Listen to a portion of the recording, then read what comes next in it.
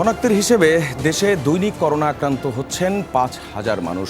হাসপাতালের আইসোলেশনে যাচ্ছেন কম বেশি ১,৫০০। বাকিরা হোম আইসোলেশনে। আক্রান্তদের মধ্যে সুস্থ হয়ে উঠতে লেগে যাচ্ছে ২০ থেকে ২৫ দিন। কোভিড হাসপাতালগুলো কানায় কানায় ঠাসা রোগীতে, একই সঙ্গে ডেঙ্গুর প্রকোপও তুঙ্গে।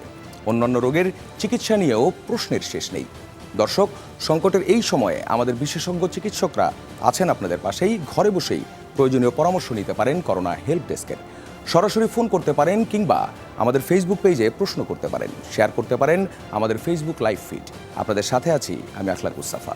আর আমাদের সঙ্গে আছেন বঙ্গবন্ধু শেখ মুজিব মেডিকেল বিশ্ববিদ্যালয়ের মেডিসিন ও হৃদরোগ বিভাগের অধ্যাপক ডাক্তার এস.এম. মোস্তফা জামান। আমাদের সঙ্গে যুক্ত হবেন ডাক্তার শারমিন আব্বাসী, প্রসূতি ও স্ত্রীরোগ বিভাগের সহযোগী অধ্যাপক, আনোয়ার খান মডার্ন মেডিকেল কলেজ ও হাসপাতাল। শিশুরোগ বিশেষজ্ঞ আছেন মুগদা মেডিকেল কলেজ হাসপাতালের ডাক্তার আবু সাইদ শিমুল। আপনাদেরকে স্বাগত আমাদের করোনা হেল্প ডেস্কে। দর্শক, শুরুতেই জেনে নিচ্ছি সবশেষ যে করোনা পরিস্থিতি। গেল একদিন দ্বিতীয় সর্বোচ্চ প্রাণহানি রেকর্ড করল বাংলাদেশ। সকাল ৮টা পর্যন্ত প্রাণ গেছে আরও ২৬১ জনের। এ নিয়ে মোট মৃত্যু দাঁড়িয়েছে ২২,৪১১ জনে। শনাক্ত হয়েছেন আরও ৮,১৩৬ জন। পরীক্ষা করানো প্রতি ১০০ জনে ২৫ জন কোভিড পজিটিভ। নমুনা পরীক্ষা হয় ৩১,৭১৪ জনের। সব মিলিয়ে এ যাবৎ করোনা শনাক্ত ১৩,৪৩,৩৬৯ জন। সুস্থ হয়েছেন যাদের ১১ লাখের মতো। গেল দিন সুস্থতার রিপোর্ট পেয়েছেন ১৬,৩৮৩ জন। মৃত ২৬১ জনের মধ্যে পুরুষ ছিলেন ১৫২, নারী ছিলেন ১০৯। সবচেয়ে বেশি প্রাণহানি ঢাকা বিভাগে ১০১ জন। মৃতের সংখ্যা চট্টগ্রামে ৬২, খুলনায় ৪৫, ময়মনসিংহে ১৬, বরিশালে ১২, রংপুরে ১০, রাজশাহীতে ৮ ও সিলেটে ৭ জন।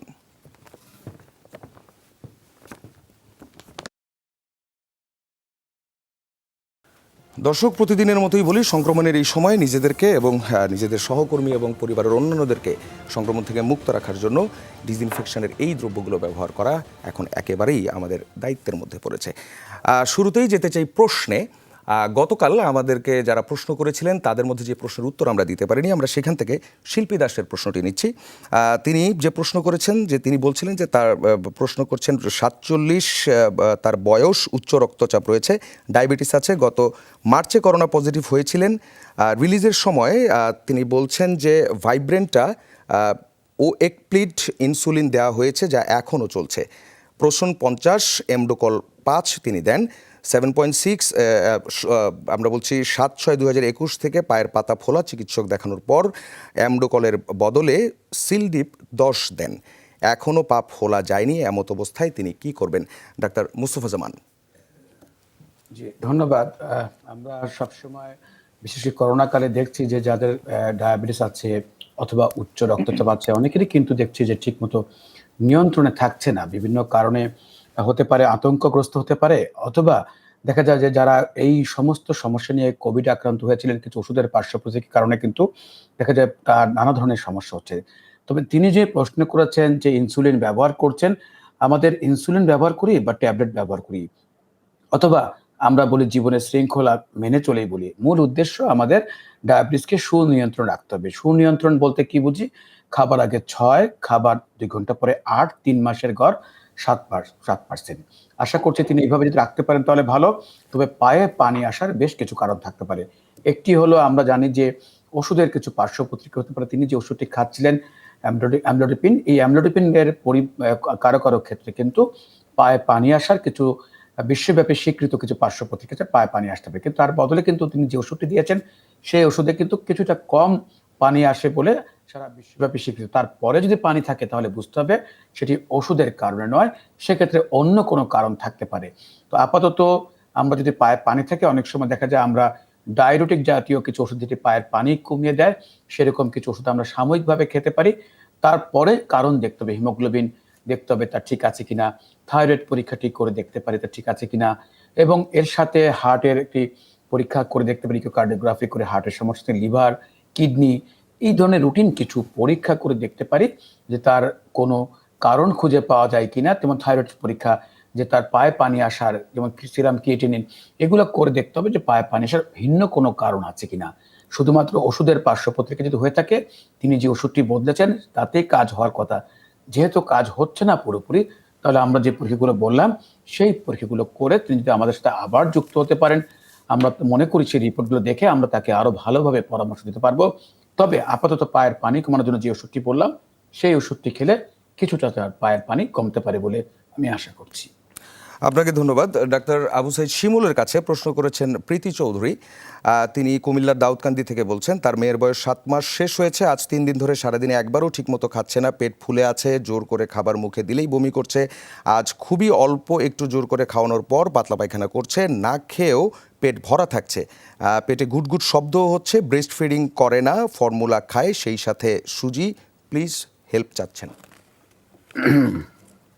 আপনাকে ধন্যবাদ। আপনি খুব বিস্তারিত লিখেছেন দাউদকান্দি থেকে প্রীতি চৌধুরী। এক্ষেত্রে আসলে দেখতে হবে যে আপনি কখন শক্ত খাবার বা সলিড খাবারটা কখন শুরু করেছেন। আমরা উইনিং বলে থাকি এটাকে। অনেকে যেটা করেন 6 মাস শেষে 7 মাসে পড়লেই সাথে সাথে অনেক খাবার দিয়ে দেন। এই বয়সে সুজি বা এই ধরনের খাবার একটু এড়িয়ে চলা ভালো। আমরা বলে থাকি অল্প অল্প করে ভাত শুরু করবেন, সেগুলি যদি খেতে পারে তারপর ধীরে ধীরে বাড়াবেন। অনেকেই এটা না করে মনে করে থাকেন যে একটু বিভ্রান্তিতে থাকেন তারা, একেবারে বড় বাচ্চাদের মতো করে খান, তখন কিন্তু এই ধরনের সমস্যা হয়। আমরা বলবো আপাতত সুজিটা বাদ দেন এবং ধীরে ধীরে খুব অল্প অল্প করে খাবারটা দেন। আর ফর্মুলা মিল্ক খাওয়ালে কিন্তু এটা একটু হয়। আমরা যত এখনো কিন্তু খুব বেশি দেরি হয়ে যায়নি কিন্তু 7 মাস হয়েছে। সেক্ষেত্রে আমরা বলবো ফর্মুলা মিল্ক না খাইয়ে যদি আপনি ব্রেস্ট ফিডিংটা করাতে পারেন ধীরে ধীরে, আপনি যদি প্রতিদিন 2 ঘন্টা পর পর নিয়ম করে করে কিন্তু যদি বুকে নেন, তাহলে হরমোনটা রিলিজ হবে এবং সাকিং রিফ্লেক্স এর কারণে দেখবেন যে আস্তে আস্তে আপনার মিল্ক প্রোডাকশনটা কিন্তু বাড়বে। সেইটা যদি করে থাকেন বাচ্চাতে ইমিউনিটি পাবে। অর্থাৎ আমরা এই করোনাকালে বলছি যে রোগ প্রতিরোধ বৃদ্ধির কথা, এই ক্ষেত্রে কিন্তু বাচ্চারা রোগ প্রতিরোধ বৃদ্ধির এটা কিন্তু একটা অনেক বড় উপাদান ব্রেস্ট মিল্ক। এখন আজকে এই আগস্টের প্রথম সপ্তাহে আমরা জানি যে ওয়ার্ল্ড ব্রেস্ট ফিডিং উইক চলছে। আমরা সব সময় বলছি যে বুকের দুধ খাওয়ানোর কথা, কিন্তু আমাদের সকল কর্মসূচি আসলে চিকিৎসক নার্স এদের মধ্যেই সীমাবদ্ধ। সাধারণ মানুষের কাছে এগুলো আসলে অতটা এখন পর্যন্ত পৌঁছানো হয়নি। আমাদের মা বাবারা নিজে থেকেই আসলে দোকান থেকে কিনে নিচ্ছেন। অতটুকু সচেতনতা একটু থাকতে হবে। সারা জীবন ধরে তাকে আসলে রোগ প্রতিরোধ ক্ষমতা বৃদ্ধির জন্য একটা বড় উপাদান। আর এইসব খাওয়ালে এই ধরনের বিভিন্ন একটি সমস্যা থাকবেই। সুতরাং আমি বলবো যে ব্রেস্ট ফিডিং করালে এই সমস্যাটা থাকবে না। এই সময় যেটা একটু আমরা বলবো যে বমি করছে, পেট ফাঁপা আছে, সেক্ষেত্রে আপনি যে কোনো আমরা বলি সিমিথিকন জাতীয় ড্রপ পাওয়া যায়, ফ্লাকল, গ্যাসনিল, গুডগার্ড বিভিন্ন নামে পাওয়া যায়। এগুলো একটু 7 ফোঁটা করে দিনে 3 বার একটু যদি 7 থেকে 10 দিন দেন। আর যদি দেখেন যে না অনেক বেশি তার বমি করছে, সেক্ষেত্রে যে কোনো অমিডন, ডমপেরিডন জাতীয় ওষুধগুলি যেটা রয়েছে, অমিডন, মোটিকাট, এগুলি একটু 7 ফোঁটা করে 3 বার দিবেন। কিন্তু যদি দেখেন যে না এগুলি খাওয়ানোর পরও তার সমস্যাটা রয়ে গিয়েছে, বাচ্চারা অনেক বেশি ফুল হচ্ছে, সেক্ষেত্রে আমাদের অনুরোধ থাকবে স্বাস্থ্যবিধি মেনে যদি আপনি নিকটস্থ চিকিৎসক বা হাসপাতালে যান ভালো হবে। তো বেশিরভাগ ক্ষেত্রে যে নিয়মগুলো বললাম, অর্থাৎ ব্রেস্ট ফিডিং করানো এবং অন্য সুজি বন্য সলিড গুলো খাওয়ার গুলো কমিয়ে দেয়, এই নিয়মগুলো মানলেই কিন্তু আসলে আলটিমেটলি সে ভালো থাকবে। সুতরাং নিয়ম মানাটা প্রথম দিকে জরুরি, সেকেন্ডারি হচ্ছে ওষুধ, আর এর পরবর্তীতে উপদেশ দিলাম। এই নিয়ম এবং ওষুধগুলি মানলেই আমরা বিশ্বাস করি অল্প কিছুদিনের মধ্যে আপনার বাচ্চা পুরোপুরি ভালো হয়ে যাবে। আপনাকে ধন্যবাদ। আমাদের সঙ্গে একজন দর্শক আছেন টেলিফোনে। দর্শক, আপনার নাম বলুন, কোথা থেকে বলছেন, কি সমস্যায় ভুগছেন? আসসালামু আলাইকুম। জি, ওয়ালাইকুম আসসালাম। আমার নাম মোহাম্মদ জনাব আলী, আমি ন্যাশনাল ইউনিভার্সিটি চাকরি করি। জি। জি জি, আমার বাচ্চার বয়স 3 বছর। হ্যালো, ডাক্তার শিমুল আপনাকে শুনতে পাচ্ছেন। আপনি যেটা করবেন, টেলিভিশনের ভলিউমটা প্রশ্ন করার সময় মিউট করে নিন। জি জি, আমি ওই যে আমার বাচ্চার বয়স 3 বছর, কিন্তু আমার বাচ্চা হচ্ছে যতবার খায় ততবার বাথরুমে যায়, মানে সে সে পায়খানা করে, মানে 3 বার খেলে 3 বারে পায়খানা করে সাথে সাথে। এর কবে থেকে হচ্ছে এই এটা? সমস্যাটা কতদিন ধরে হচ্ছে? এই প্রায় 1 বছর থেকে। 1 বছর ধরে। 1 বছর থেকে, কিন্তু তার খায় কিন্তু ওজন নয়।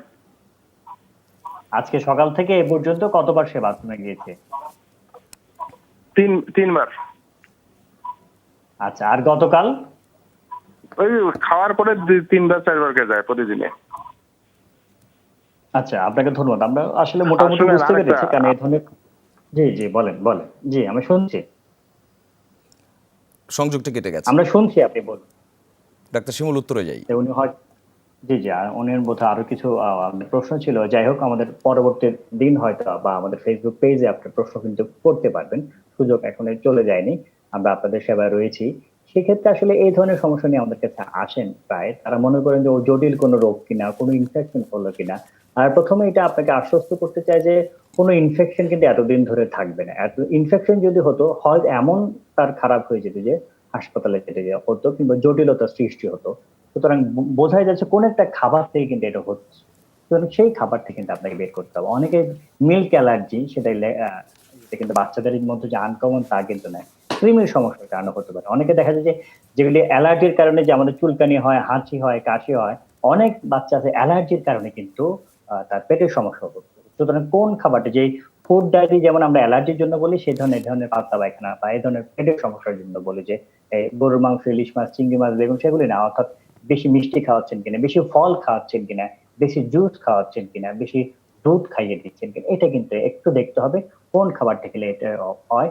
কমনলি হয় কিন্তু দেখা যায় খুব বেশি ফলের জুস বা ফল খাওয়ালে এবং দুধ খাওয়ালে। সুতরাং দুধ জাতীয় খাবার, সব ধরনের ফল আগামী 20 দিনের জন্য আপনি বন্ধ করে দেখুন যে কি হয়। তাহলে যদি ভালো হয়ে যায়, আপনি ধীরে ধীরে শুরু করবেন। বেশিরভাগ ক্ষেত্রে এটাই কিন্তু আসলে খুব ভালো উপকার পাওয়া যায়। আপনি 3 বছরের বাচ্চা যেহেতু কৃমির ওষুধ যদি 6 মাস আগে না খাইয়ে থাকেন, একটু কৃমির ওষুধ খাওয়াতে পারেন। সেক্ষেত্রে এলবেনডিএস, এই সিরাপটা 2 চামচ আজকে রাতে বা কালকে রাতে খাওয়ালে 1 সপ্তাহ পর আবার খাবেন। এই কৃমির ওষুধ কিনা বাসার সকলে মিলে খাওয়ালে কিন্তু ভালো হয়। পরিষ্কার পরিচ্ছন্ন মেনে চলা খুব জরুরি। যারা তাকে খাওয়াবেন মলমূত্র ত্যাগ করবে, যারা আরো যেটা ফেনা তুলে সাবান দিয়ে খুব ভালোভাবে হাত ধোয় এবং মলমূত্র পরিষ্কার করার পরে যেন অবশ্যই সাবান দিয়ে হাত ধোয়। পরিষ্কার পরিচ্ছন্ন রাখা আর জোর না করা। অনেকে মনে করেন যে বাচ্চাকে খুব মোটা তাজা করে ফেলতে হবে, সেই জন্য বারবার খাইয়ে থাকেন। আমরা বলি যে অল্প করে খাবার, বড় গ্যাপ দিয়ে খান। ফোর্স ফিডিং এর কারণে কিন্তু এটা হয়। দেখা যায় যে সে আসলে খাবারটা হজম করতে পারছে না। সুতরাং অনেক বেশি খাওয়ানো দরকার। 3 বছরের বাচ্চাকে মোটামুটি বড়দের মতো দিনে দুবেলা ভাত, দুবেলা নাস্তা দিলেই যথেষ্ট। বিকালের দিকে একটু হালকা একটা হয়তো ফল দিবেন। এই জিনিসগুলো একটু মেনে চলুন। আর কিছুদিনের জন্য আপনি জিঙ্ক দিতে পারেন, অনেক পেটের জন্য ভালো। জিঙ্ক সিরাপ অনেক কোম্পানির রয়েছে, জিসাপ, নিট, বিভিন্ন নামে পাওয়া যায়। সেটা 1 চামচ করে দিনে 2 বার আপনি 15 থেকে 20 দিনের জন্য দিতে পারেন। যাদের ক্রনিক এই ধরনের ডায়রিয়া রয়েছে, তাদের ক্ষেত্রে অনেক ক্ষেত্রে দেখা যায় যে প্রোবায়োটিক খুব ভালো কাজ করে। বিভিন্ন কোম্পানির প্রোবায়োটিক রয়েছে, আবার দইয়ের মধ্যেও তো প্রোবায়োটিক রয়েছে। সুতরাং একটু টক দই দিয়ে কোনো কিছু বানিয়ে দিলে কিন্তু সেটা খাওয়াতে পারেন। সেটা যদি না হয়, প্রোবায়োটিক অনেক কোম্পানির রয়েছে, এটা প্রতিদিন একটি করে যদি আপনি 15-20 দিন একটু খাওয়ান, নিয়ম যেগুলি বললাম সেগুলো যদি একটু মেনে চলেন, কৃমির ওষুধ খাওয়ান, এই এবং ফোর্স ফিডিং কে বাদ দেন, ঘন ঘন বড় বড় গ্যাপ দিয়ে খাওয়ান, ফল এবং দুধ এড়িয়ে চলুন, দেখবেন যে বেশিরভাগ বাচ্চা এতেই ভালো হয়ে যায়। এতে যদি ভালো না হয়, সেক্ষেত্রে আপনি stool RME, stool with reducing substance এবং স্টিল কালচার এগুলি করে যদি আমাদের সাথে কিংবা নিকটস্থ কোনো চিকিৎসকের পরামর্শ নেন, তাহলে মনে করি, আমরা বিশ্বাস করি পুরোপুরি ভালো হয়ে যাবে। তবে যেটা বললাম, নিয়ম মানলে এবং যে কথাগুলি বললাম সেগুলি মেনে চললেই কিন্তু বেশিরভাগ ক্ষেত্রে এই ক্ষেত্রে উপকার পাওয়া যায়। জনাব আলী, বেশ পূর্ণাঙ্গ একটি ডায়েট প্ল্যান, একই সঙ্গে মেডিকেশন দুটোই পেলেন। আমরা যেতে চাই টেলিফোনে, আমাদের সঙ্গে একজন দর্শক আছেন। দর্শক কে বলছেন, কোথা থেকে বলছেন, কি সমস্যায় ভুগছেন? আমি চট্টগ্রাম থেকে বলছি, আয়শা। বয়স হলো আমার 25 আর ওজন হলো 65 কেজি। মাসিকের সমস্যা আমার। হ্যালো। জি, আপনি বলুন। ডাক্তার শারমিন আব্বাসী আছেন? হ্যাঁ, আমার ইদানিং যাবত 3 থেকে 4 মাস পর পর মাসিক হয়, তাও নর্মাল ছেলে। তা ডাক্তার দেখালাম, ডাক্তার বলছে আমার থেকে পিসিও আর হরমোনের সমস্যা আছে। তো ডাক্তার আমাকে ডুপাস্টন, ইউবিকিউ, ওভুলেশন ইনডিউসার, কমেট এগুলো খাচ্ছি আমি। তো আমি তো ডুপাস্টন খাইছি, খাওয়ার ডাক্তার আমাকে 10 দিন দিচ্ছে, আমি 10 দিন খাইছি। খাওয়ার 4 দিন ওভার হয়ে গেছে, খাওয়া শেষ করাও 4 দিন ওভার, তবুও তো আমি মাসিক হচ্ছি না। এখন ম্যাডাম থেকে এটা আর কি জানতে চাচ্ছি, মানে এগুলো কি, মানে সমস্যাটার কি সমাধান পাবো আর কি, সেটা আর কি। ডাক্তার শারমিন।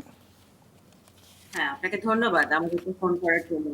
আসলে করোনা হ্যাঁ। হেল্প ডেস্কের মাধ্যমে আমরা যারা প্রেগন্যান্সি বা গাইনোকোলজিক্যাল প্রবলেম আছে তাদেরকে একটা গাইডলাইন দেওয়ার চেষ্টা করি, বা আমরা একটু বলার চেষ্টা করি যে আসলে উনি কিভাবে করে আগামীতে ওনার চিকিৎসাটি হয়তো চিন্তা করতে পারেন বা ভাবতে পারেন। এটি আসলে মূলত আমাদের উদ্দেশ্য থাকে, এবং সেই জায়গা থেকে আসলে যারা ফোন করেন আমরা বলি, যেমন উনি যেটি আমাদেরকে জানিয়েছেন সেটি উনি কিন্তু বলতে চাচ্ছেন যে উনি অনেকগুলো স্টেপ পার করে আসছেন। এখন যেহেতু আপনি ওষুধ খেয়েছেন, প্রেগন্যান্সি ট্রাই করছেন, যদি মাসিক বন্ধ থাকে, আমাদের প্রথম চেষ্টাটাই থাকে কিন্তু যে প্রেগন্যান্সি আছে কিনা সেটি দেখে নেওয়া। আপনি প্রেগন্যান্সি টেস্টটা করতে পারেন। প্রেগন্যান্সি টেস্ট করে আপনি দেখেন যে প্রেগন্যান্সি আছে কিনা। যদি প্রেগনেন্সি থাকে তাহলে ভালো, কারণ এই ধরনের ওভুলেশন ইনডিউসিং ড্রাগ খেয়ে যাদের প্রেগনেন্সি হয় তাদের ক্ষেত্রে হয়তো প্রেগনেন্ট হয়ে যাওয়ার পরও আমাদের মাঝে মধ্যে কিছু হরমোনাল সাপোর্ট দিতে হয়, সেটি হয়তো আপনার জন্য প্রয়োজন হতে পারে। আর যদি আপনি প্রেগনেন্ট না হয়ে থাকেন তাহলে পরবর্তী চিকিৎসার জন্য আপনাকে এগোতে হবে, কারণ আপনি যে ওষুধগুলোর নাম বললেন, ওভুলেশন ইনডিউসিং ড্রাগস এর নাম বললেন, এটা তো আসলে লম্বা সময় ধরে আমরা দিতে পারি না বা নেওয়া যায় না। সেক্ষেত্রে আসলে যে বিষয়টি থাকে যে আমরা বলি যে 3 মাস এই ধরনের চিকিৎসা নেওয়া, এবং তারপরে তার পরবর্তী যে স্টেপ গুলো আছে সেটা আপনার এবং আপনার হাজবেন্ডের রিপোর্টকে অ্যানালাইসিস করে তারপরে আমাদেরকে সিদ্ধান্তে পৌঁছাতে হয়।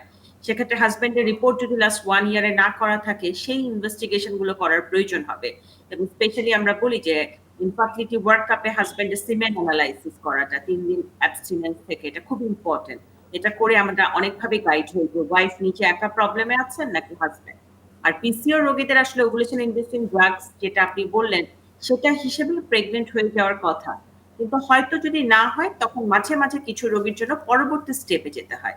সেটার জন্য আপনার বেস্ট হবে যে আপনি যে এরিয়াতে আছেন ওই এরিয়াতে আপনি একটু খোঁজ করলেই দেখবেন যে ইনফার্টিলিটি স্পেশালিস্ট যারা শুধু এই বিষয়টা নিয়ে কাজ করে তাদের কাছে যদি আপনি লকডাউন উঠে যাওয়ার পর যে একটা গাইডলাইন নিয়ে নেন তাহলে কিন্তু পরবর্তী স্টেপ গুলো সে আপনাকে সামনে বসিয়ে দেখিয়ে ব্যাখ্যা করে বুঝিয়ে দিতে পারবে, এবং সেটা আপনার জন্য খুব সহজ হবে। তো আমি বলবো আপনার জন্য আমাদের শুভকামনা থাকলো, প্রেগনেন্সি টেস্ট করেন, নেগেটিভ হলে চিকিৎসকের পরামর্শ অনুযায়ী পরবর্তী স্টেপের জন্য নিজেকে তৈরি করতে হবে। আমরা যেতে চাই শারমিন আব্বাসীর কাছে। তার কাছে একজন প্রশ্ন করেছেন, তার ওয়াইফকে নিয়ে, প্রেগনেন্সির 1 মাস 20 দিন চলছে। তিনি কনস্টিপেশনের কথা বলেছেন, একই সঙ্গে বেশ কিছু ওষুধের কথা বলেছেন এবং সেই ওষুধের সঙ্গে আরও কিছু তিনি অ্যাড করেছেন। সাবজিটরি এবং এর ব্যবহার সম্পর্কে জানতে চেয়েছেন। আমরা উত্তরটা জানতে চাই। এখানে আসলে যে বিষয়টি হয়েছে সেটি হচ্ছে যে ওনার যে সমস্যাটি, এই সমস্যাটির জন্য আমরা সাধারণত বলি যে প্রেগনেন্সিতে এই প্রবলেমটি আমরা আসলে অনেক পাই।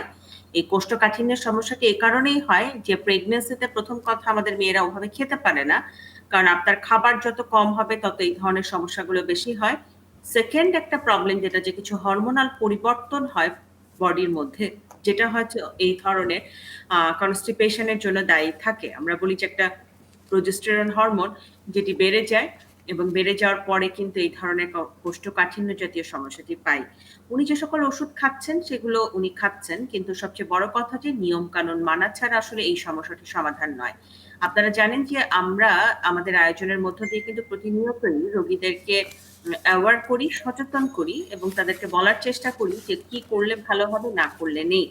এবং আমাদের তিনজনেরই আসলে একটা টার্গেট থাকে যে আমরা সবসময় একটা কথা খুব জোরালো ভাবে বলি যে শৃঙ্খলাযুক্ত জীবন আচরণ, বা ওষুধ যদি কেউ খায় সে 7 দিন 10 দিন খাবে, কিন্তু বাকি যে তার জন্য 350 দিন রয়ে যায় সেটা তো আসলে নিয়ম কানুন এবং শৃঙ্খলাযুক্ত জীবন আচরণ দিয়েই তাকে পার করতে হবে। সেই জায়গা থেকে ওনার জন্য বলতে চাই আমি যে প্রেগনেন্সিতে সবাই খাওয়া দাওয়ায় প্রবলেম হয়, অল্প অল্প করে খাবেন, বারবার খাবেন। এটি হচ্ছে আপনার জন্য প্রথম একটা টিপস আমাদের। সেকেন্ড যে কথাটি, এই কোষ্ঠকাঠিন্যকে আপনি যদি 9 মাস ধরে একটা সমাধানে রাখতে চান তাহলে আমরা বলবো আঁশযুক্ত বা ফাইবার যুক্ত যে ভেজিটেবলস গুলো আছে, শাক আছে, সেগুলো খেতে হবে। প্রচুর পরিমাণে 2 থেকে 2.5 লিটার লিকুইড ইনটেক করতে হবে, পানি জাতীয় খাবার। এবং যেটি করতে হবে যে আপনার খাদ্যাভ্যাসের মধ্যে একটি নিয়ম কানুনের মধ্যে রাখতে হবে। আর বমি হলে আপনি যে কোনো বমির ওষুধ নিতে পারবেন খাওয়ার আগে। খাবারের অরুচি থাকলে ডম্পেরিটন জাতীয় যে কোনো ওষুধ আপনি খাবারের আগে নিতে পারবেন, এগুলোতে কোনো বাধা নেই। আর ইসবগুলের ভুসি নিয়ে অনেকের প্রশ্ন আছে, এটি কিন্তু সেফ ইন প্রেগন্যান্সি। আমাদের কোনো রোগীর যদি খাদ্যাভ্যাস, জীবন আচরণ পরিবর্তন করার পরও দেখা যায় যে না, এটাতে লাভ হচ্ছে না, তখন কিন্তু উনি 3 বেলা ইসবগুলের ভুসি 1 গ্লাস বা 2 গ্লাস করে খেতে পারবেন, যেটা তার জন্য খুব হেল্পফুল হবে। তাই আমরা বলবো যে যতই প্রেগন্যান্সি হোক আমাকে একটু কষ্ট করে হলেও নিয়ম কানুন খাবার খাওয়ার ব্যাপারে একটু মেনে নিতে হবে, এবং এভাবেই আসলে সমাধানটি আসবে। আপনাকে ধন্যবাদ। আমাদের সঙ্গে একজন দর্শক আছেন, আমরা দর্শকের প্রশ্নটা নেই। দর্শক, নাম বলুন, প্রশ্নটি করুন। আমাদের সঙ্গে বিশেষজ্ঞ চিকিৎসকরা আছেন। আমি লাভলি উত্তরা থেকে বলতেছি। জি, কি সমস্যা? আমার বাবা হলো করোনা পজিটিভ আজকে 11 দিন। আচ্ছা, সে হলো অ্যান্টিবায়োটিক কোর্স কমপ্লিট করছে, জিম্যাক্স আর ফ্যাক্সোফেনাডিন, মন্টিকা, এগুলা সে খাচ্ছে। তার অক্সিজেন লেভেল 87 থেকে 93 এর ভিতরে থাকে। 87 কতবার এসছে, অথবা সবশেষ কতবার এসছে? 90 নিচে এসেছে কি? 90-র নিচে খুব কমই আসছে, 90-র উপরেই বেশি থাকে, 90 থেকে 93। আচ্ছা, এখন তার সমস্যা হচ্ছে সে টোটালি খাওয়া দাওয়া করতে পারে না, বমি হচ্ছে, আর ইমপ্রুভ হচ্ছে না, আস্তে আস্তে শুধু খারাপের দিকেই যাচ্ছে। এখন কি করা যায়? আমাদের সঙ্গে ডক্টর মুস্তফা জামান আছেন, আমরা উত্তরে যেতে চাই। ডক্টর জামান, আমি একটু প্রশ্ন করতে চাচ্ছি, তার কি শ্বাসকষ্ট, কাশি হ্যাঁ, অথবা শ্বাসকষ্ট অন্য কোনো আছে। সমস্যা আছে কিনা? শ্বাসকষ্ট আছে, শ্বাসকষ্ট, এমনি তার হার্টের সমস্যা আছে। যে হার্টের কি কি ধরনের সমস্যা বলতে পারবেন? কি ওষুধ খায়? হ্যাঁ, ওষুধ কি খায় সেটা এখন বলতে পারবো না। বলতে পারবেন না। ডায়াবেটিস আছে? না না, ডায়াবেটিস নাই, ব্লাড প্রেশার আছে। ব্লাড প্রেশার আছে। বমি কতবার করছে? বমি সে করতেছে দিনে 5-6 বার, কিন্তু যখনই খাবারটা সামনে নেওয়া হচ্ছে তখনই বেশি বমি হচ্ছে, কোনো জি, খাবারই সে আপনাকে খেতে পারতেছে না। ধন্যবাদ। আপনি আমাদের কাছে বিশেষ করোনা হেল্প ডেস্কে আপনি প্রশ্ন করেছেন এবং আমাদের উপর আস্থা রাখবার জন্য। তবে আপনার যে সিনারিও আমরা জানতে পারলাম, আপনি যার জন্য প্রশ্ন করেছেন, সেটি আসলে আমরা বলবো যে হাসপাতালে ভর্তি করা উচিত। কারণ কি যে আমরা সাধারণত সব রোগীদেরকে বাসায় চিকিৎসা করতে মানা করি, আবার সব রোগীকেও বলবো না হাসপাতালে ভর্তি করেন। কিন্তু স্যাচুর আপনি জানেন যে যদি কোভিড হয়ে থাকে হয়তো তার সমস্যাগুলো কমে গেছে কিছু, আবার নতুন কিছু সমস্যা বেড়েছেও। তো স্যাচুরেশন যেহেতু আমরা সবসময় বলি যদি শতকরা 95 উপরে থাকতো তাহলে কিন্তু আমরা যথেষ্ট খুশি হতাম। কিন্তু তার যেহেতু বলেন 87 থেকে 93 এবং কখনো 90 এরকম থাকে, সাথে বমি হচ্ছে, তার যেহেতু আদার কোমরবিড কন্ডিশন অর্থাৎ তার উচ্চ রক্তচাপ আছে, আরও কিছু সমস্যা আছে এবং তার দিনে 5-6 বার বমি হচ্ছে, এই অবস্থায় আমি বলবো যে হাসপাতালে ভর্তি করলে আমরা বেশ কিছু পরীক্ষা নিরীক্ষা করি, যেমন সিরাম ইলেকট্রোলাইটস দেখতে থাকি যে রক্তের মধ্যে লবণের যে তারতম্য সেটি আছে কিনা, বমি হওয়ার জন্য কোনো ক্ষতিগ্রস্ত হয়েছে কিনা, পাশাপাশি তার স্যাচুরেশন কেন কমে যাচ্ছে বা আরও সামনে হঠাৎ করে কমে যাবে কিনা, সেই বিষয়গুলিকে নিয়ে আমরা চিন্তিত এবং বুকের একটু এক্স রে করা দরকার। অনেক সময় দেখা যাচ্ছে একটু HRCTও করতে থাকি, আমরা করতে চাই এবং সেক্ষেত্রে অন্যান্য কিছু পরীক্ষা রক্তের হিমোগ্লোবিন, ডি ডাইমার, আরও কিছু পরীক্ষা নিরীক্ষা সেগুলো যদি আমরা ভালো করে একটু ফলো আপ করতে পারি না, তাহলে আমাদের জন্য ভালো চিকিৎসা দেওয়া সম্ভব হয়। আমি আপনার প্রতি বিনীত অনুরোধ জানাবো, আপনি আমাকে যেভাবে বললেন সেক্ষেত্রে হাসপাতালে ভর্তি করা উচিত। তাতে করে আমরা বলবো যে তার জন্য উপকার হবে। কারণ অনেকে হয়তো হাসপাতালে ভর্তি হওয়ার প্রয়োজনে তারপর হাসপাতালে ভর্তি করছেন। আমরা সামান্য সমস্যাতেই আবার পাশাপাশি ভিন্ন চিত্রও দেখছি। যাদের হাসপাতালে ভর্তি হওয়া খুব বেশি দরকার, আপনার রোগীর কিন্তু সেরকমই দরকার, কিন্তু আপনারা কিন্তু হাসপাতালে যেতে কম যেতে চাচ্ছেন, অর্থাৎ চাচ্ছেন ওখানে অন্যান্য করোনা রোগী আছে, গেলে হয়তো নতুন করে আবার করোনা আক্রান্ত হতে পারেন। আমি মনে করি এই বিষয়টি চিন্তা না করে, বমির যেহেতু আছে এটা আপনারা চেষ্টা করবেন যে হাসপাতালে ভর্তি করে সেখানেই অবস্থা বুঝে ব্যবস্থা নিয়ে আমরা আপনার যথাযথ চিকিৎসা দিতে পারলে আমাদের বিশ্বাস আপনার রোগী সুস্থ উঠবে। ডক্টর জামানের সঙ্গে প্রাসঙ্গিক যে কথাটি বলি, এরকম অবস্থায় পরিবারের যে কেউই আমরা আসলে দেখেছি যেটা হয় সেটা হচ্ছে যে এখন তিনি কোন হাসপাতালে যাবেন, কি করে যাবেন, হাসপাতালে সিট খালি নেই, এমন এক ধরনের কনফিউশন থেকে কিন্তু প্যানিক করেন অনেকেই। এই অবস্থায় আজকে আমাদের জন্য একটি সুখবর হয়েছে, বঙ্গমাতা শেখ মুজিব কোভিড-19 ফিল্ড হাসপাতাল চালু হয়েছে আপনাদের বঙ্গবন্ধু শেখ মুজিব মেডিকেল বিশ্ববিদ্যালয়ে। এই নতুন করে যাদের আসলে খুবই দরকার হয়ে পড়ছে তাদের জন্য কি আপনাদের সেই হাসপাতালটি তিনি যেতে পারেন কিনা? আমি আপনাকে বলছি সুখবর, আমি নিজেও সেখানে ছিলাম আজকে যখন মাননীয় মন্ত্রী মহোদয় আমাদের সেখানে ছিল, আমাদের বঙ্গবন্ধু শেখ মুজিব মেডিকেল ইনস্টিটিউটের ভাইস চ্যান্সেলর ছিলেন। আমিও নিজেও ইউনিভার্সিটির প্রভোস্ট হিসেবে আছি এবং আমরা নীতি নির্ধারণের পর্যায়ে আছি। আমরা কিন্তু এটি কিন্তু খুব চমৎকার পরিবেশ। যারা এখনো কোনো হাসপাতালে ভর্তি হননি আমরা বলেছি তারা এখানে আসবেন, কারণ অন্য হাসপাতালে যারা ভর্তি আছেন তাদের জন্য কিন্তু আমরা বলছি এখানে আসবেন না। যারা এখনো কোথাও ভর্তি হননি কিন্তু তারা সিট সরাসরি এখানে চলে আসতে পারেন। আজকে কিন্তু আমাদের প্রায় 300-র উপরে সিট একেবারে যখন দুপুরবেলা উদ্বোধন হয় তখন পুরোটাই খালি ছিল।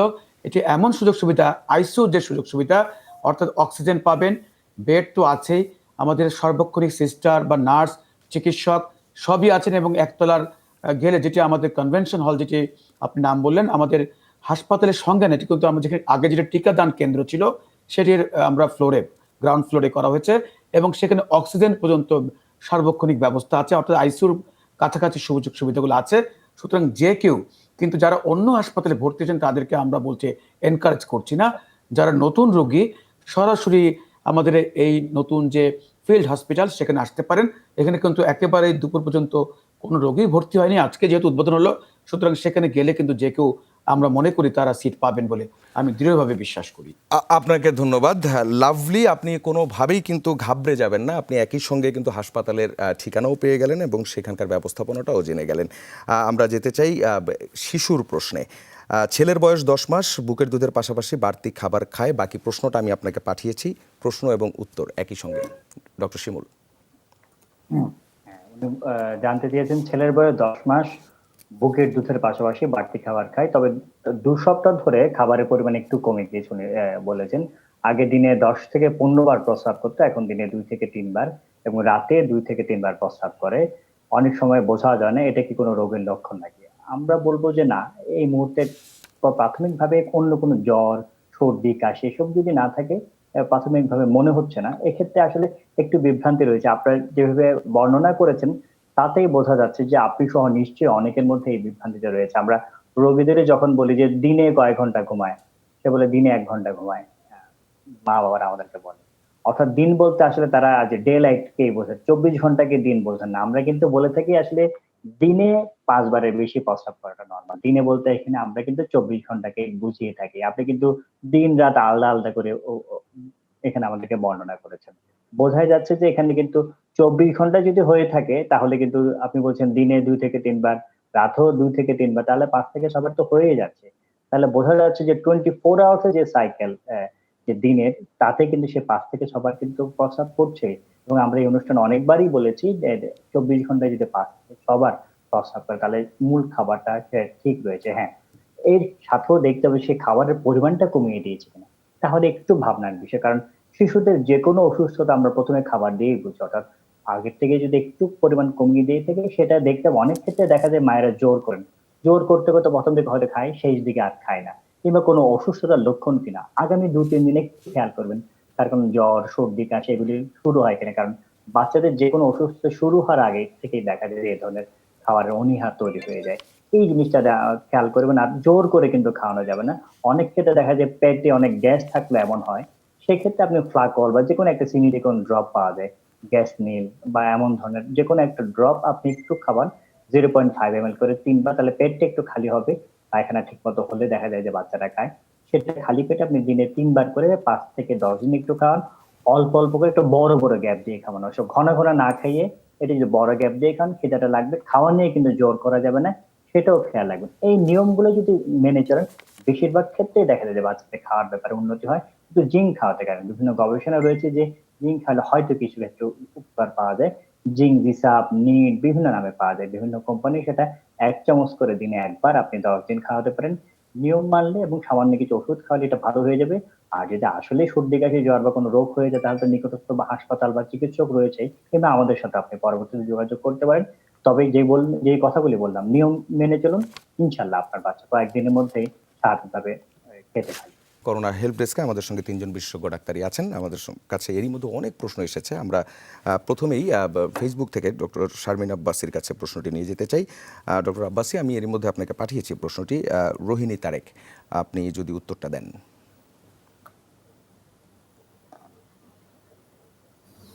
রোহিণী আসলে যেটি জানিয়েছে সেটা হচ্ছে মেনস্ট্রুয়েশন একটু অ্যাবনর্মালিটি ওনার জানিয়েছে বেবি ডেলিভারির পরে। আমরা বলি যে বেবি ডেলিভারির পরে কিন্তু একটু হতে পারে এরকম। আপনারা জানেন যে নরমাল বাংলা হিসেবে আমরা বলি যে 42 দিন পর্যন্ত ব্লিডিংটা কন্টিনিউ হওয়ার কথা, কিন্তু যাদের সিজারিয়ান সেকশন হয় তাদের হয়তো আমরা তো লম্বা সময় পাই না, এই 42 দিনের মধ্যে হয়তো তার অন অ্যান্ড অফ হয়।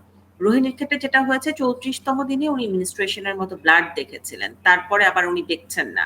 তো এক্ষেত্রে আসলে আমরা এর আগেও বলেছি, আমি বলেছি, ডাক্তার শিমুল উনিও যুক্ত করেছিলেন যে যারা এক্সক্লুসিভলি ব্রেস্টফিড করে তাদের কিন্তু এরকম হতে পারে। তারা কিন্তু দেখা যায় যে এই যে ব্রেস্টফিডিংটা করছে হরমোনাল পরিবর্তনের জন্য, এটি তার একটা কন্ট্রাসেপশন হিসেবে ব্যবহৃত হয় এবং তো ওই সময় মেনস্ট্রুয়েশনটা বন্ধ থাকে। কিন্তু বাচ্চা যদি এক্সক্লুসিভ ব্রেস্টফিড করে তাহলে এখন 56 দিন পর আবার ওনার অল্প অল্প করে একটু ব্লিডিং হচ্ছে। এটি একটু দেখতে হবে যে বাচ্চা কি এখন বাইরের কোনো খাবার খাচ্ছে কিনা। যদি বাচ্চা বাইরের কোনো খাবার খায় তাহলে কিন্তু ওনাকে প্রপার প্রোটেকশন নিতে হবে to prevent the future pregnancy, কারণ এখন তো উনি চাচ্ছেন না প্রেগনেন্সি। তো সেক্ষেত্রে ওনার জন্য বেটার হবে যদি হাজবেন্ড কোনো কন্ট্রাসেপশন ব্যবহার করেন অথবা উনি কোনো হরমোনাল ওরাল পিলের উপরে যান। অনেক রকম পিল বাজারে পাওয়া যায়, যে কোনোটাই যেটা প্রেগনেন্সি এবং ল্যাকটেটিং মাদারদের জন্য সেফ, এই টাইপ কোনো হরমোনাল পিলে আপনি যেতে পারবেন। আরেকটি যেটা, যে যারা পিল খেতে পারেন না তাদের জন্য আবার হরমোনাল রিপ্লেসমেন্ট দিয়ে কিছু প্রোজেস্টেরন জাতীয় ওষুধ আমরা দেই, সেই ধরনের ওষুধও কিন্তু ওনার জন্য দেওয়া যেতে পারে। তো সেক্ষেত্রে আমি বলবো যে এটার জন্য একটু আপনার ডিটেলস হিস্ট্রিটা আমাদের দরকার ছিল, কারণ বাচ্চার ব্রেস্টফিডিং এর এখন কি কন্ডিশন, ব্লিডিংটা কেমন, সবকিছু বুঝে আসলে ওষুধগুলো প্রেসক্রাইব করতে হবে। তা আপনি যদি একটা গাইনোকোলজিস্টকে প্রপারলি দেখান, আপনার বাসার কাছেই যিনি আছেন, সে কিন্তু আরেকটু বেশি আপনাকে ওষুধগুলো লিখে হয়তো সহায়তা করতে পারবে।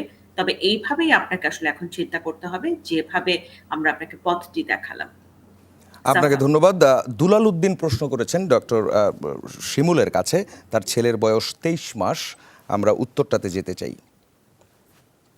হ্যাঁ, দুলাল উদ্দিনকে ধন্যবাদ। উনি জিজ্ঞেস করেছেন যে তার ছেলের বয়স 23 মাস, ওর পায়খানা খুবই কষা, প্রতিদিন পেঁপে, মিষ্টি কুমড়া অর্থাৎ অনেক কিছু খাওয়াচ্ছেন, ডালও খাওয়াচ্ছেন, তবুও আসলে এটা হচ্ছে না। এটা শুধু যে পেঁপে, মিষ্টি কুমড়া এটা খাওয়ালে যে পায়খানা পাতলা হয়ে যায় তা না। আমরা বলে থাকি 23 মাস যেহেতু ব্রেস্ট ফিডিংটা কিন্তু করতে হবে। এই বয়সে আমরা অন্য একদম ছোট বয়সের চেয়ে একটু কম করে হলো, কিন্তু যতটুকু সময় পাওয়া যায় দিনের বেলা একটু যদি ব্রেস্ট ফিডিং বেশিরভাগ ক্ষেত্রে কিন্তু উপকার পাওয়া যায়। শাক বা অন্য ধরনের ফল, আম, এই ধরনের আঁশযুক্ত ফল একটু খাওয়াতে হবে। তবে এটাও মনে রাখতে হবে, আমরা ছোট শিশুদের ক্ষেত্রে বলি, আমাদের বড়দের যেমন কি রেগুলার যদি স্কুল মুভমেন্টটা না হয় তাহলে অস্বস্তি হয় আর বিভিন্ন ধরনের সমস্যা হতে পারে। ছোট শিশুদের ক্ষেত্রে কিন্তু এটা দেখা যায় না। অর্থাৎ তার যদি খাওয়া দাওয়া ঠিক থাকে, তার যদি বেড়ে ওঠা ঠিক থাকে, তার যদি ওজন মাসে মাসে একদম ঠিক মতো সে বেড়ে ওঠে, তাহলে শুধুমাত্র 2-3 দিন পর পর পায়খানা হওয়ার জন্য আসলে এই মুহূর্তে আমরা বলে চিন্তিত হওয়ার কোনো কারণে, অন্য সবকিছু যদি ঠিক থাকে এটা নিয়ে একদমই আপনি চিন্তিত হবেন না। হ্যাঁ, যদি দেখা যাচ্ছে তার অনেক বেশি ব্যথা হচ্ছে, পায়খানা করার সময় খুব আমরা বলবো, মায়েরা বলে থাকেন শরীর মোছামুছি করছে, কান্নাকাটি করছে, তাহলে আপনি একটি চিকিৎসকের কাছে গিয়ে দেখতে হবে মলদ্বারে কোনো সমস্যা আছে কিনা। তবে বেশিরভাগ ক্ষেত্রে আমরা দেখি যে একটু খাওয়ার দাওয়ারের সমস্যা থাকে, লিকুইড ইনটেক কম হওয়ার কারণে এটা হতে পারে। এই জিনিসগুলো একটু খেয়াল রাখতে হবে। কিন্তু যদি দেখেন যে 1-2 দিন পর হচ্ছে, অন্য সবকিছু তার ভালো আছে, তাহলে আমরা বলবো কোনো মেডিকেশন বা কোনো চিকিৎসকের কাছে যাওয়ার দরকার নেই। এটা নিজে নিজে ধীরে ধীরে যখন সলিড খাবারটা আরেকটু বাড়িয়ে দেবে তখন কিন্তু ভালো হয়ে যাবে। সুতরাং নিয়ম এর সাথে সাথে কিছু ওষুধ, এবং সাথে সাথে আমরা বলবেন যে অন্য সবকিছু যদি ঠিক থাকে তাহলে তো এটা কোনো আসলে রোগী নয়, তাহলে কোনো চিকিৎসা লাগবে না। সুতরাং এই মুহূর্তে যে উপদেশগুলো দিলাম সেগুলো যদি একটু মেনে চলুন, ইনশাল্লাহ আপনার বাচ্চা পুরোপুরি ভালো হয়ে যাবে। প্রশ্ন করেছেন জুয়েল, বয়স 27, 2003 থেকে তিনি কি বলছেন, তিনি লিভার ইনফেকশনে ভুগছেন, যেটি আসলে হেপাটাইটিস বি থেকে হয়েছিল। 6 বার ইবিএল হয়েছে, সবশেষ 2 মাস আগে সেটি হয়। তিনি করোনা টিকা নিতে পারবেন কিনা? ডক্টর জামান। জি, ধন্যবাদ। আসলে আমাদের এই সময়টা কিন্তু সবাই প্রশ্ন করছেন, যার যার বিভিন্ন রকম অসুখ বিসুখের নাম দিয়ে তারা নিতে পারবে কিনা। আমরা কিন্তু একটি কথা বারবার স্পষ্ট করে বলতে চাই, যাদের যত রকমই কোমরবিড কন্ডিশন থাকুক না কেন, যাদের বেশি সমস্যা তাদের বরং এই করোনা টিকা নিলে বেশি সহায়তা পাবেন। আমরা জানি যে যেমন তিনি লিভারের সমস্যা আছেন, যারা হার্টের সমস্যা আছেন, যারা কিডনির সমস্যা আছেন, তিনি যে প্রশ্ন করছেন তার জন্য যে বেশ কিছু তিনি চিকিৎসা করেছেন, এবং তারপরে বলবো তিনি বরং তার টিকা নিলে তার জন্য উপকার বেশি হবে। তাকে বলবো আপনি যতটা শীঘ্র সম্ভব করোনা ভ্যাকসিন গ্রহণ করবেন, তাহলে আপনার কিন্তু জটিলতা, আমরা বলবো যে ধরনের জটিলতা মানুষের হয় সেটি কিন্তু আরো কমে যাবে, এবং আপনি কিন্তু সব দিকেই সুরক্ষিত বেশি থাকবেন। সুতরাং আপনি যতটা শীঘ্র সম্ভব করোনা টিকা নিতে পারেন। আপনাকে ধন্যবাদ। ডাক্তার শারমিন আব্বাসের কাছে প্রশ্ন করেছেন প্রিয়াঙ্কা ঘোষ, উত্তরে যাই। প্রিয়াঙ্কার মতো আসলে অনেক প্রিয়াঙ্কা এই ধরনের প্রশ্ন করেন, 20-22 সপ্তাহ ওনারা আসলে ট্রাভেল করতে পারবেন কিনা। আমার এক রোগীর প্রেগনেন্সিতে ব্লিডিং হচ্ছে, তারপরে ওনার গ্রামে যাওয়ার স্বপ্নের টানে ছুটে যাওয়ার অদম্য ইচ্ছা, উনি এই ব্লিডিং নিয়ে গ্রামে যেতে চান, উনি এই ব্লিডিং নিয়েই আসলে ট্রাভেল করতে চান। তো এরকম অদম্য ইচ্ছা যখন থাকে আমরা একটু সমস্যায় পড়ে যাই। তো সেক্ষেত্রে আসলে আমি বলবো যে 20-22 সপ্তাহটা একটু আমাদের জন্য ইম্পর্টেন্ট প্রেগনেন্সির, কারণ উনি অনেকগুলো বিষয় উল্লেখ করেছেন। একটি হচ্ছে যে ওনার মোশন সিকনেস আছে, তো সেটা আসলে ট্রাভেল করলে অনেক সময় বাড়তে পারে। সেকেন্ড হচ্ছে যে 20-22 সপ্তাহে অনেক ধরনের কিন্তু মিসক্যারেজের চান্স অনেক হাই থাকে, সেই সময়টাও একটু রেস্টে থাকা বিশেষত নিজের যত্ন নেওয়া এবং এই সময় কিছু ইম্পর্টেন্ট ইনভেস্টিগেশনের মধ্যে অ্যানিমাল স্ক্যান করে বাচ্চার সবকিছু ঠিকভাবে তৈরি হয়েছে কিনা এটা দেখে নেওয়া, ব্লাড সুগারটা দেখা, এই জিনিসগুলো কিন্তু এই সময় খুব ইম্পর্টেন্ট। তো সেটার জন্য আমি বলব যে একটু স্টেবল ভাবেই একটা জায়গায় থাকলে ভালো হয়। আর যদি একান্তই আপনার প্রয়োজন হয় বা আপনি যেতে চান, সেটাতে তো আসলে আমাদের কিছু বলার নেই, সেটা আপনাকে হয়তো করতে হতেই পারে। আর লাস্ট মান্থে আল্ট্রাসাউন্ড করেছিল, ওটা নর্মাল আছে, তো ওটা আপনি দেখে নিবেন যে একটু কি নর্মাল আল্ট্রাসাউন্ড কিনা নাকি সেটা অ্যানোমালি স্ক্যান ছিল। যদি অ্যানোমালি স্ক্যান হয় সেটা রিভিউ করার দরকার হয়তো হবে না, কিন্তু যদি নর্মাল আল্ট্রাসাউন্ড হয়, এখন আপনি যে স্টেজে আছেন, অবশ্যই একটা অ্যানোমালি স্ক্যান দিতে হবে, টিটি টিকা দেওয়ার কথা ভাবতে হবে। আর আমরা একটু ট্রাভেল রেস্ট্রিকশন প্রেগন্যান্সিতে এই সময় করতে বলছি due to the high infection of the Covid. এক জায়গা থেকে আরেক জায়গায় যাবেন, এয়ারপোর্টে যাবেন, আমাদের প্রেগনেন্ট মারা তো এমনিতেই ইমিউনো কম্প্রোমাইজড, সেখানে এই ধরনের ট্রাভেলিং গুলো কিন্তু আপনাকে অনেকগুলো এক্সপোজার দিচ্ছে ইনফেকশনের। সেই ক্ষেত্রে আপনার জন্য কিন্তু একটা ঝুঁকি আছে, এটাকেও একটু মাথায় রাখতে হবে। আপনাকে ধন্যবাদ। ফখরুল ইসলাম সবুজ প্রশ্ন করেছেন ডক্টর শিমুলের কাছে। ডক্টর শিমুল। হ্যাঁ, উনি জানতে চেয়েছেন ওনার বাচ্চার বয়স 3 মাস, শুধু বুকের দুধ খায়, দুধ পান করে এবং কয়েকদিন পর পর তার পায়খানা হয়, প্রতিদিন পায়খানা হয় না। এটা কিন্তু আমরা একটু আগে উত্তর দিয়েছি। ছোট শিশুদের ক্ষেত্রে একটু প্রতিদিন মলত্যাগ করার কোনো প্রয়োজন। আমরা ছোট শিশুদের ক্ষেত্রে বলে থাকি 24 ঘন্টায় 10 বার মলত্যাগ করা যেমন নর্মাল, আবার সপ্তাহে একবার করা নর্মাল। যদিও অন্য সবকিছু তার ঠিক থাকে, শুধু মলত্যাগ না করার জন্য আসলে কোনো চিকিৎসার প্রয়োজন হবে না। অনেক ক্ষেত্রে আমরা দেখেছি কি সিনিপিটন জাতীয় কিছু ড্রপ পাওয়া যায়, যে ফ্লাকল আমরা বলি, গ্যাস মিল বিভিন্ন নামে পাওয়া যায়, সেটা 0.3 ml করে 3 বার একটু দিবেন। এটা যদি উপকার হয় ভালো, উপকার না হলেও কোনো চিকিৎসকের কাছে যেতে হবে না। যখন শক্ত খাবার আপনি 6 মাস থেকে 7 মাসের দিবেন, তখন কিন্তু পুরোপুরি ভালো হয়ে যাবে। সুতরাং এটা নিয়ে একদমই আপনি চিন্তা করবেন। উনি জানতে চাইছেন বাচ্চার মা করোনার টিকা দিতে পারবে কিনা। আমি একটা বিষয়কে খুব ছোট করে বলতে চাই, সরকারি সিদ্ধান্ত আমাকে মানতে হবে। সরকার যে সায়েন্সের উপর বেস করে সিদ্ধান্ত নেয় তা কিন্তু না, আর অনেক কিছু রয়েছে। যে দেশে ফেসবুকে একটা পোস্ট দিলে কিছু না বুঝে মানুষ কিন্তু অন্য ধর্মের উপাসনালয় ভেঙে দেয়, অনেক মানুষের ঘর বাড়ি জ্বালিয়ে দেয়। যে মানুষের ভিটামিন এ ক্যাপসুল খেলে বাচ্চা যদি নিউমোনিয়াতে মারা যায়, তাতেও কিন্তু একটা কাজ সৃষ্টি হয়।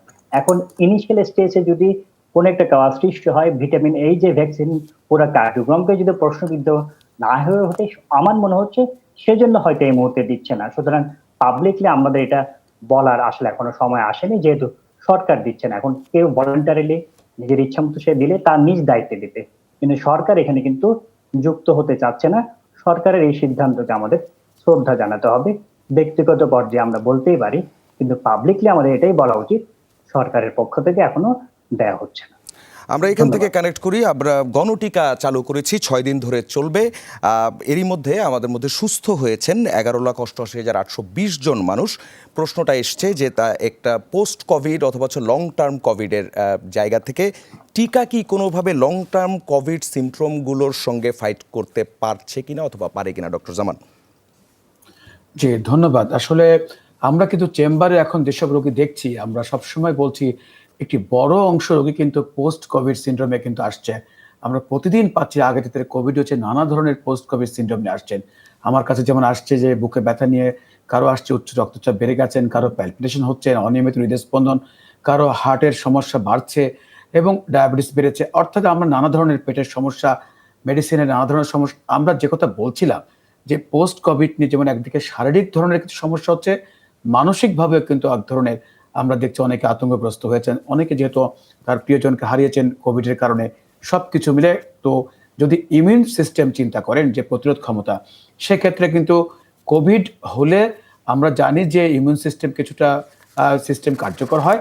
পাশাপাশি এই ভ্যাকসিন কিন্তু আমাদেরকে নতুন রূপে আরেকটু আমাদের যে সিনার্জিস্টিক অ্যাকশন বলে থাকি, যে আমাদের যে ইমিউন সিস্টেমটাকে আরেকটু বুস্ট আপ করতে পারে।